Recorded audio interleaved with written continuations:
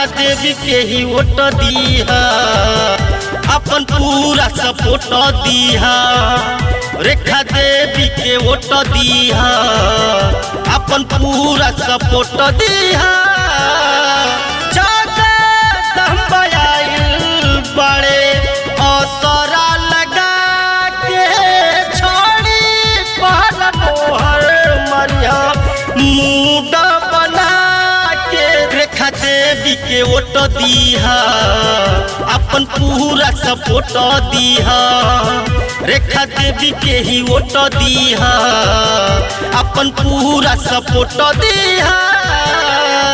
सुनाए चाची और सुनाए चाचा, अगर राजगढ़ वार्ड संख्या 4 के विकास करावे के बाद तो श्रीमती रेखा देवी जी के विजयी बनावे के बाद और छड़ी के सामने मोहर लगा। रेखा कौन जिंदाबाद जिंदाबाद जिंदाबाद, जगदम्बा कौन जिंदाबाद जिंदाबाद जिंदाबाद। बाबू भैया हो सुनो, माता हो बहिनी, विकास गंगा बहाई हो। रोड नहर शिवर के हो समस्या देखो हम मिटाइब हो। बाबू भैया हो सुनो, माता हो बहिनी, विकास के गंगा बहाइब हो। रोड नहर शिवर के हो समस्या देखो हम मिटाइब हो। अमरेंद्र निवेदन करे असरा लगा के छोड़ी पर मोहर मरिया मूड बना के रेखा देवी के ही वोट दीहा, अपन पूरा सपोर्ट दीहा। रेखा देवी के ही वोट दीहा, अपन पूरा सपोर्ट दीहा।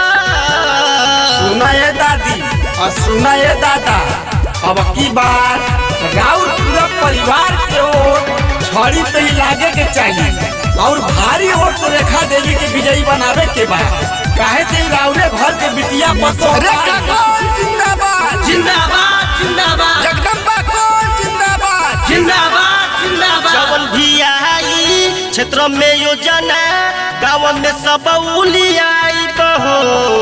राज कलयुगी दिनेश कोयल कुल वादा कुले ही पुराई बहो। जवन भी आई क्षेत्र में योजना, गाँव में सब उलियाई बहो। राज कलयुगी दिनेश कोयल कुल वादा कुले ही पुराई बहो। जगदम्बा कोल आइल बड़े असरा लगा के छोड़ी पर मोहर मरिया मूड बना के रेखा कोल के ही वोट दीहा, अपन पूरा सपोर्ट दीहा। रेखा कोल के ही वोट दीहा, अपन पूरा सपोर्ट दीहा।